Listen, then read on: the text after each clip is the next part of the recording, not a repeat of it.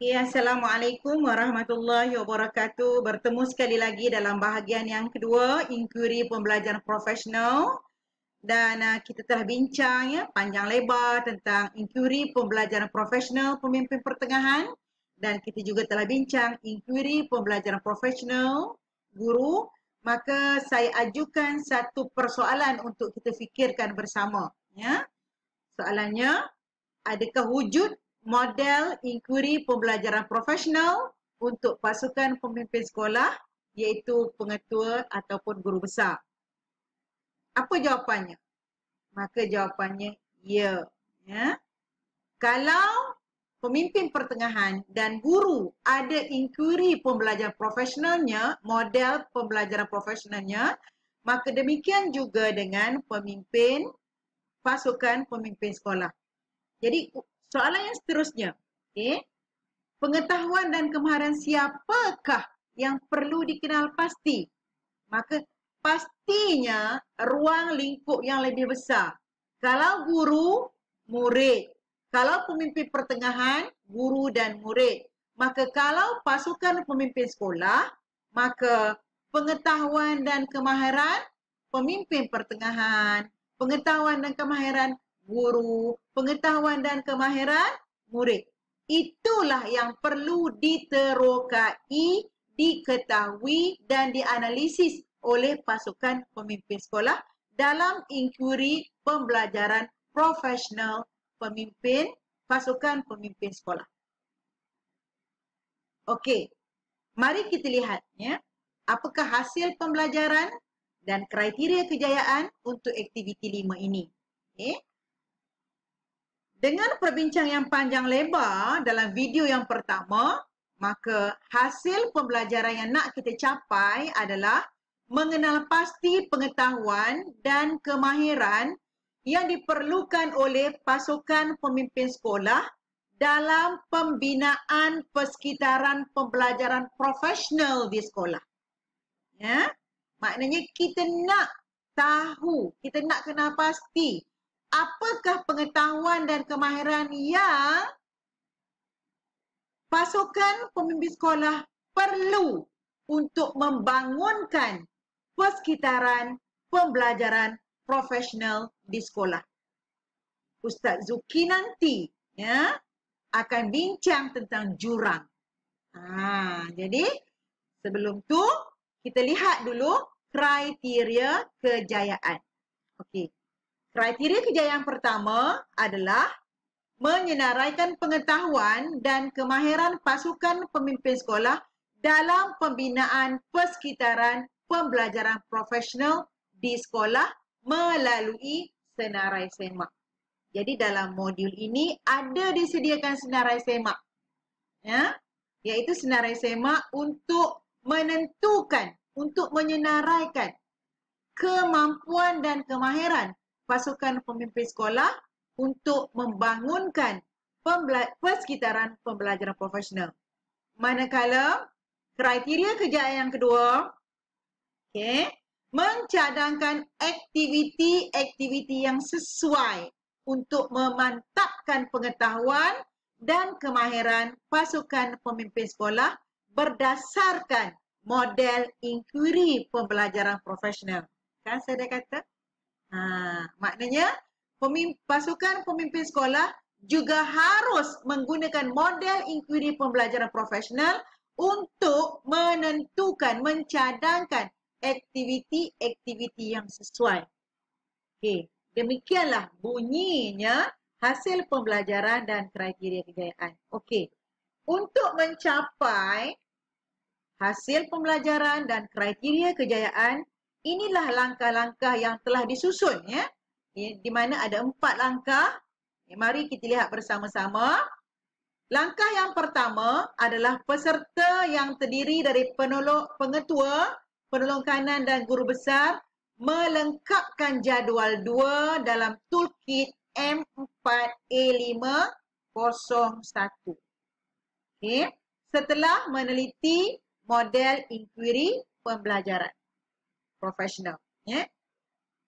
Jadi setelah peserta meneliti model inquiry pembelajaran profesional, dia kena lengkapkan jadual Toolkit M4A501. Ni. Maka toolkit ini akan membawa pengetua dan guru besar tadi untuk kongsikan, ya, langkah yang kedua, kongsikan aktiviti-aktiviti yang telah anda pilih, peserta pilih bagi setiap langkah dalam model tersebut dengan rakan elit. Bincanglah, ya, kongsilah dengan rakan elit, ya. Gunakan 5 langkah tadi dalam model inquiry pembelajaran profesional dan bangunkan model tadi dan pilih aktiviti-aktiviti yang telah pun ditetapkan, yang telah pun dipilih, ya. Dan langkah yang ketiga, mungkin setelah bincang, ya, ada pengubahsuaian aktiviti yang dilakukan hasil daripada perbincangan dan hasil ini merupakan hasil akhir yang bermanfaat untuk pasukan pemimpin sekolah. Inilah hala tuju dia, gerak langkah dia, apa yang akan dibuat untuk mewujudkan persekitaran pembelajaran profesional di sekolah mereka. Maka langkah yang keempat, berkongsi hasil ini dengan rakan elit. Okey, mari kita lihat apakah kandungan Toolkit M4A501. Toolkit ini bertajuk Peranan Pemimpin Sekolah dalam Perancangan Pembelajaran Profesional. Maka saya highlightkan beberapa perkataan-perkataan yang boleh membimbing kita, membantu kita untuk mendapatkan satu gambaran tentang bagaimana untuk mewujudkan persekitaran pembelajaran profesional dan menggunakan inquiry pembelajaran profesional. Jadi, dalam toolkit berkenaan dimulakan dengan perancangan pembelajaran profesional bermula dengan refleksi PGB. Okey, berdasarkan Rajah 1. Okey, mari kita tengok. Ini adalah Rajah 1. Di mana Rajah 1 ini adalah model inquiry pembelajaran profesional yang telah kita bincangkan. Dan apakah peranan pasukan pemimpin sekolah dalam inquiry pembelajaran profesional? Okey. Jadi tuan-tuan dan puan-puan, okey. Langkah yang pertama, kita dah tahu kan, mesti apakah pengetahuan dan kemahiran yang diperlukan oleh pemimpin pertengahan, guru dan murid.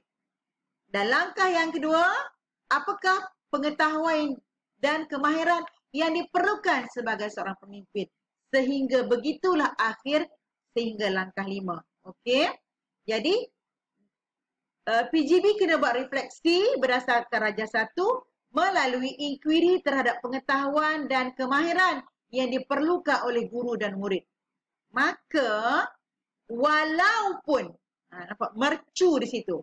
Walaupun kemuncak bagi pembelajaran profesional adalah perancangan secara kolaboratif. Itu mesti, ya. Di mana guru pemimpin pertengahan, ya, guru kanan, panitia akan duduk dan berbincang.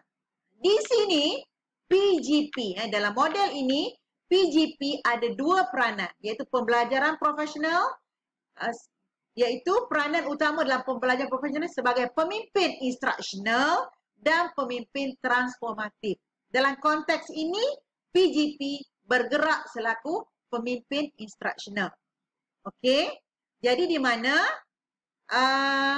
PGP akan memberi tumpuan kepada penambahbaikan amalan PDPC secara langsung.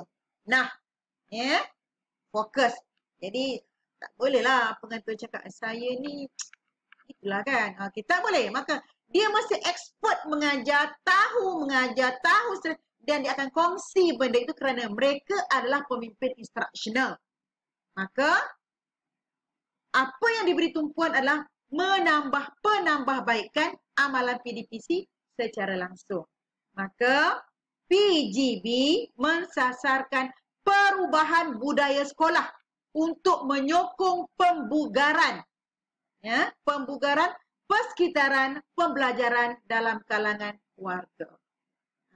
Bukan seorang-seorang, sama-sama, ya, sama rasa, sama rata, sama pikul, sama bawa, sama bangun dan sama-sama mewujudkan persekitaran pembelajaran profesional di sekolah yang kita sama-sama jaga. Okey, sifat kekitaan tu kena ada. Maka langkah ini akan memberi impak kepada pelaksanaan pembelajaran profesional. Yang penting, pada masa yang sama, guru diberdayakan, empowerment, dan diberi autonomi. Nanti akan disentuh oleh Hafizi. Autonomi profesional untuk terlibat dengan lebih bermakna. Okay. Maka inilah kandungan dalam toolkit M4A501. Maka tuan-tuan dan puan-puan harus sebagai peserta kursus melengkapkan jadual ini dan menyenaraikan apakah yang perlu dilaksanakan secara spesifik untuk langkah 1, langkah 2, langkah 3, langkah 4 dan langkah 5. Jadi saya rasa demikianlah penekanan yang saya berikan dalam topik, dalam tajuk inkuiri pembelajaran profesional dalam kalangan pasukan pemimpin sekolah, pemimpin pertengahan dan juga guru. Jadi, saya mohon maaf kalau ada salah dan silap. Mari kita lihat sama-sama apakah anjakan yang perlu kita buat, pemikiran yang perlu kita garapkan dan juga suatu usaha murni untuk mewujudkan persekitaran pembelajaran profesional dengan menguasai inkuiri pembelajaran profesional. Maka yang berat sama kita pikul, yang ringan sama kita jinjing, insya-Allah. Sepakat membawa berkat. Assalamualaikum warahmatullahi wabarakatuh.